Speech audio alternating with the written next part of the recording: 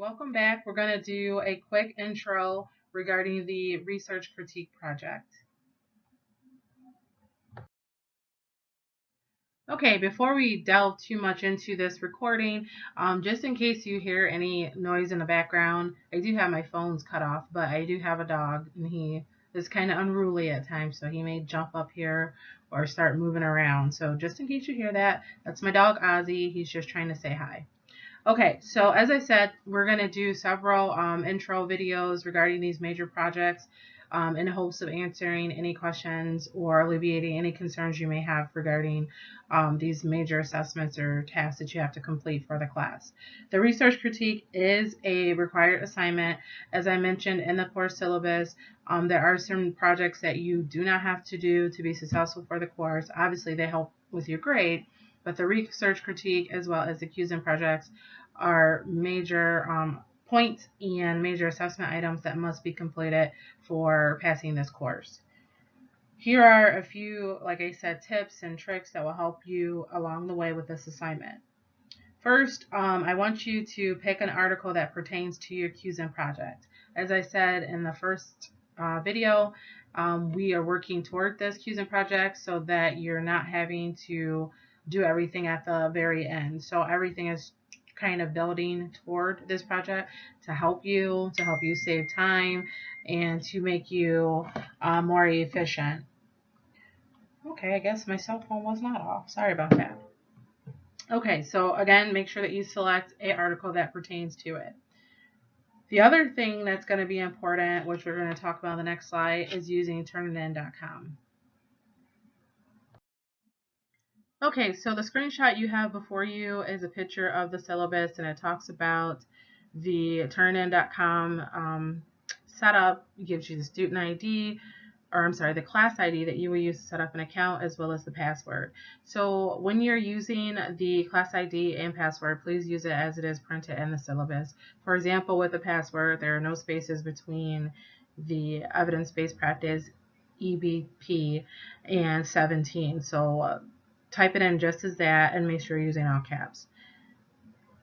The purpose of Turnitin.com is to help you become a better writer. It is not used to penalize students. We want to obviously detect plagiarism, but we also want you to work on citing appropriately. APA format is very important as you continue to move through this program and if you continue on to a graduate degree. So this is a tool that will assist you with that. Yes, Turnitin.com will catch you if you are plagiarizing from a paper of a previous student or a student from another institution, and we will follow the academic dishonesty policy if that is caught. But in a lot of cases, students are just inexperienced when it comes to APA and citing appropriately. So that's why this tool is very helpful. If you struggle with writing, you need to utilize the Writing Center. Go onto the college website, get the phone number, and set up an appointment. I hate to see students struggle with APA format and their grammar. You have to get a handle on that. You're going to be writing a lot of papers in your BSN program and if you choose to go on further. You also have access to the college library. If you cannot figure out how to use the search engines, how to find research articles, then you need to seek help. You need to talk to the librarians so that you're able to find something that is appropriate, that you're able to understand and critique successfully. And I have no problem with, helping you search CENO and other sites that the college has access to. But I do not have time to read everybody's article to make sure that the grammar APA is correct and then have to grade it again when it is submitted through Turnitin.com. So that's why you want to definitely use the Writing Center if you struggle in that area. With regard to Turnitin.com, the other thing that I want to mention is that we do get an originality report. So that tells us how original your work is. If you have 25% or greater, then we strongly suspect plagiarism. So you want to make sure that your percentage is far away from 25 as possible. I don't recommend you turn in your paper at the last minute because it takes a while to get that report back. And then if you get the report back and it's at 25% or better or higher, I'm sorry, then you're going to have to make some revisions. So you need to turn in a couple days ahead of time so that you have ample time to make revisions. And that is all I want to say about Turnitin.com. If you have questions or you have a hard time setting it up, just let me know. The other thing, yes, I almost forgot, that I want to mention is that there is a rubric that I will be using, but that will be in Turnitin.com. So all of your feedback regarding this assignment will be in Turnitin.com. You will not have to look for that in Canvas. Canvas will just have your final grade. Okay, we're moving on. Okay, next you just have a screenshot of Canvas so that you know where all these documents that I'm going to refer to are located on Canvas. So if you go under modules and then major projects, you'll have handouts for both the research critique as well as the QSIM project, but we'll talk about the QSIM project at another time. So this is where you'll find all of these handouts. So make sure that you are looking at these handouts prior to starting your paper. Okay, the first paper that I want you to make sure that you review is on how to select a article, a research article to be more specific. You are not able to critique a editorial. You will not have certain sections that is listed in your rubric that you must look at and evaluate. A research article should have a statement of purpose. It should talk about ethical considerations. You should have a brief synopsis of the lit review before the researcher conducted the research. You should have information on results, whether it be qualitative or quantitative study. You should have a section on results, as well as an area that talks about limitations of the study. So if you're not finding all of these different sections, then you may not have a research study. You could have a systematic review, which a systematic review just looks at articles on that subject matter. So that's not going to be helpful.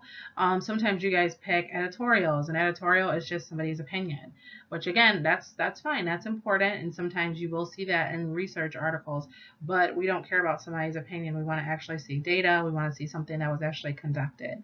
So make sure that you review this and you see all the areas that you need to have so that you have a correct article. And again, this article is going to apply to your QSIM project, so make sure it pertains to that topic. Also, make sure that it's a current article. Do not submit a research critique on an article that was written over 5 years ago. If it's over 5 years ago, it's not relevant, it's not current. We know things change in healthcare very rapidly, so we want something written within the last 5 years. Also, try to find an article that's peer reviewed, meaning it's from a journal that's reputable. We know that there's some credit to that researcher if they're in a reputable journal. So if it's a journal that you've never heard of or doesn't say, peer reviewed, then you might want to steer clear from that. It's okay if you use articles that are from international journals. I'm fine with that. Sometimes just the wording and things like that are sometimes a little bit different. But just try to make sure that it's recent and it's meeting all the criteria that are listed here in this document. And as far as picking a qualitative, quantitative, or a mixed study for your research article, that is totally up to you. I know everybody will start to develop some preferences. Personally, for me, I like to read qualitative studies. I find them interesting and easier to understand. But depends on your topic. If you're talking about decreasing hand washing, then a quantitative article may be more appropriate because you actually have facts and figures.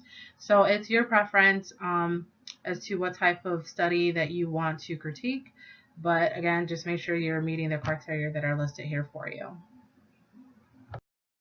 Okay, this next document is going to be your research critique guidelines. Again, this is a screenshot of what this will look like. It is actually a 3-page document that you'll find on Canvas. The point of this document is to show you the type of questions or the type of things that you should consider as you're critiquing the article. Each section is broken up by the different areas that should be covered in the article. So you have a section on the hypothesis, on the ethics, other pages that you're not seeing. It talks about the sampling technique. It talks about the results, if the results are clearly written. So this gives you an idea of things that you need to address in your paper. So I'm not asking you to address all 8 questions, for example, that are under ethics, because after all, this is only a 5-page assignment, but you want to pick 1 or 2 of these questions and address it in your paper. When you're addressing these questions, obviously I don't want you to type the question and then write your answer. This is a scholarly paper. It is to be in APA format, so you want to make sure there's a good flow as far as your writing goes. But this is going to provide you with some guidelines or with some topics that you should be addressing with your critique. So again, make sure that you view this before you start writing your paper. Okay, so that is pretty much all I have to say on this project. So if you have any questions, you can use the virtual office or you can send me a personal email. As I mentioned in my intro, I am teaching full-time at the college, so I pretty much live there except the days that I have clinical. So if you are in the area, in the neighborhood, and you want to stop by to meet me or to seek clarification on any of these major projects that we're going to discuss, feel free to do so, but please set up an appointment because I would hate for you to drive all the way to the college and then I'm in a meeting or in class or whatever. So I am available to help you out. If you have any questions, again, just let me know. Okay.